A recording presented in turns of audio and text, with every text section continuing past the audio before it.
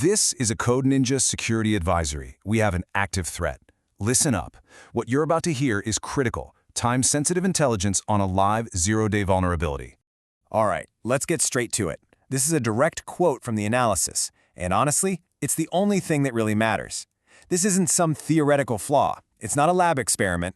This is a confirmed, actively exploited, zero-day being used against people right now. The official designation is CVE-2026-21510. And the target? It's the Microsoft Windows shell.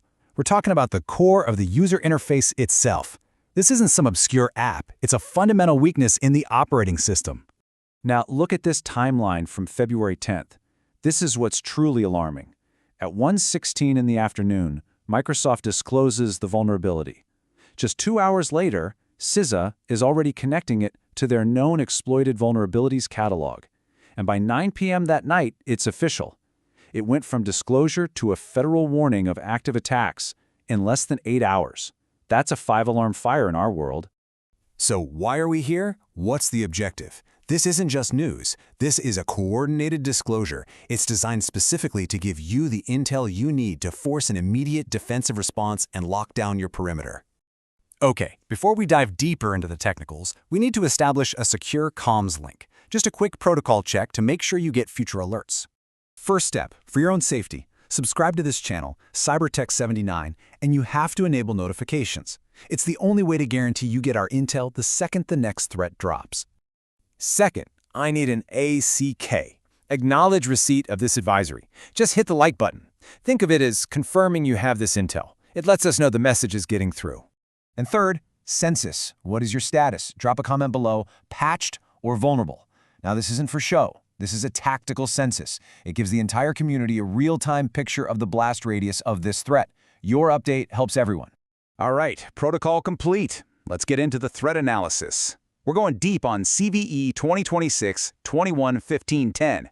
So, what is this thing really? It's categorized as a CVE-693, a protection mechanism failure. What that means in plain English is that a security control you count on, a warning pop-up, a sandbox, some kind of check, it can be completely disabled or just bypassed. It's like having a giant steel door for security that an attacker can just walk around. So, this is what we call a security feature bypass. The attacker isn't kicking down the door. They're tricking the system into holding it wide open for them. And it's delivered over the network, usually through some classic social engineering, getting the user to click a malicious link or open up a weaponized shortcut file. The severity? A CVSS-based score of 8.8. Let that sink in. That is rated high. Do not underestimate what this number represents. We're talking about a severe and, frankly, easily exploitable vulnerability. Now let's break down this vector string because every part tells a story. Attack vector is network. Yep, they can do it remotely. Attack complexity is low. This doesn't take a nation-state actor. Privileges required are none. The attacker needs 0 prior access. But here's the absolute key. User interaction is required. The entire attack hinges on one of your users clicking on something they shouldn't. That is the battleground. So what's the blast radius if they succeed? Well, your phishing defenses get a lot weaker. It makes it way easier to execute ransomware, spyware, you name it. It can lead directly to credential theft and then lateral movement all across your network. See, the danger isn't the bypass itself. The danger is everything the attacker does right after they're inside. So which systems are in scope? Basically, any Windows endpoint where users browse the web or check email. Think about corporate file shares that could be used to host these malicious files, or VDI and shared workstations, where just one click could compromise dozens of users. Let's be real, your entire enterprise is a potential target.